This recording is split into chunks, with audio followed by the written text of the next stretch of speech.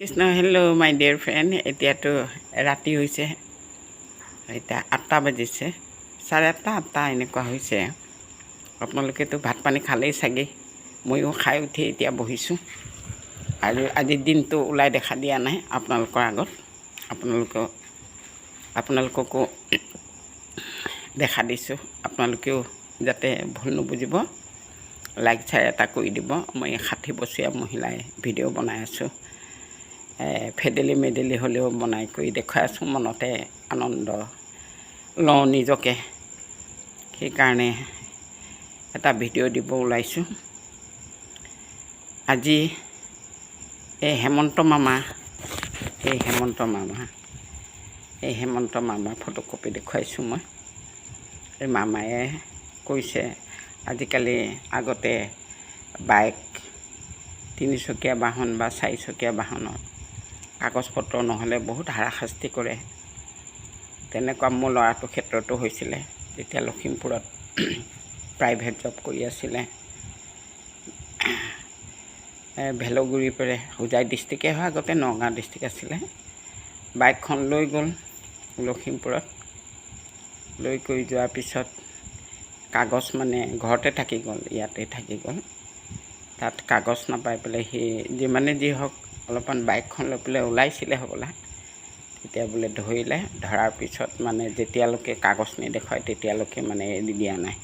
আকৌ তাৰ পৰাই মানে ফোন কৰিছে, ইয়াৰ কাগজ পত্ৰ বিচাৰি কৰি যেতিয়া দি পঠাইছে, দেখাইছে, তেতিয়া গাড়ী দিছে। এতিয়া এইটো ক্ষেত্ৰতো বাহিৰত কাম কৰা লোকসকলৰ কাৰণে এই বাইক 3চকীয়া বাহনে বা 4চকীয়া বাহনে এতিয়া কাগজ পত্ৰ নোহোৱাকৈ এতিয়া চলাব পাৰিব। এইটো বহুত ধন্যবাদ দিছোঁ আমাৰ মামাক, হেমন্ত বিশ্ব শৰ্মা মামাক।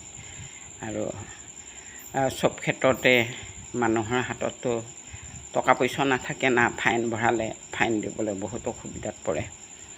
আৰু কোনেনো ইমান কামানি কৰে, প্ৰাইভেট জব এটা, গভৰ্ণমেণ্ট চাকৰিটো নাপালি। এতিয়া ল'ৰা ছোৱালীক শিক্ষা দিয়াৰ ক্ষেত্ৰত হাৰাশাস্তি হৈ আছে। এই আপোনালোকক হেমন্ত মামাক দেখালোঁ। ভাল পাইছোঁ কথাটো শুনি পেলাই। কিন্তু হেলমেটটো পিন্ধিবই লাগিব, আৰু যাকে তাকে খুন্দিয়ালেও নহ'ব। গাড়ীখন পাইছোঁ যাকে তাকে খুন্দিয়াই, সেইটোতো আৰু কানুন এটা আছে। যেতিয়া কানুনেতো এইটো ধৰিবই। কি এটা কাণতে সোমালে ইয়াক কথা পাতি থাকোঁতে। এই পাংখাৰ ওচৰত আছোঁ যে, অশান্তি হয়। পাংখাৰ ওচৰত আছোঁ।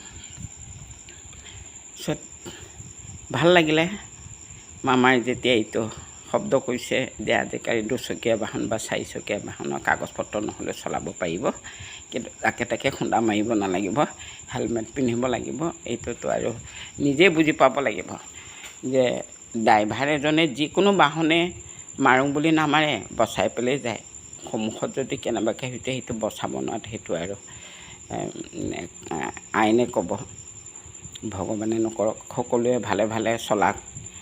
আৰু এইটো যিটো আমাৰ হেমন্ত মামাই যিটো পদক্ষেপ লৈছে ভাল পাইছোঁ।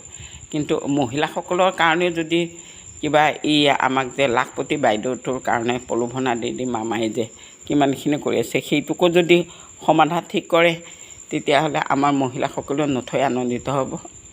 গোটৰ মহিলাসকলে 10,000 টকাটো পাম বুলি কৈ পেলাই কত মানে হেঁপাহেৰে ৰখি আছে। বিশেষকৈ মহিলাসকলৰে মানে অভাৱীয় বুলিয়ে ধৰক, যিমানেই গিৰিয়েকে কামাই নিদিয়ক, নিজৰ হাতত ধন নাথাকিলে, এতিয়া ল'ৰা ছোৱালী এটা জন্ম কৰাৰ লগে লগে মাকৰ ওচৰতে বেছিকৈ ফেনফেননি কৰে।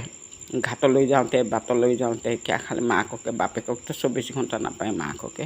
সেইকাৰণে মহিলাসকলে যদি মহিলাসকলে যদি এইটো পাই যায়, সকলোৱে কিবা এটা কাম হাতত লৈ পেলাই উন্নতিৰ পথে আগবাঢ়িব বুলি মই ভাবোঁ। সকলো মহিলাই আশান্বিত হৈ আছে, কিন্তু এইটো নিৰশা নকৰিব মামা, অতি সোনকালে দিবলৈ লাখপতি বাইদেউটোকো আপুনি মুঠতে এইটো ভাল পদক্ষেপ লৈ পেলাই এৰি দিব, এই প্ৰাৰ্থনাৰ। যদি কিবা ভুল বকিছোঁ মাফ কৰিব, কাৰণ কথা ক'বলৈ ইমান ক্লিয়াৰকৈ যদিও মুখেৰে উলিয়াওঁ, মানে এই দাঁত সৰিছে যে দাঁতৰ ফাকৰ ফালে স্পষ্টকৈ নোলোৱা হৈছে, তথাপিও যিখিনি কৈছোঁ সেইখিনিয়ে বহুত বুলি আৰু ল'ব। Tata bye bye, thank U.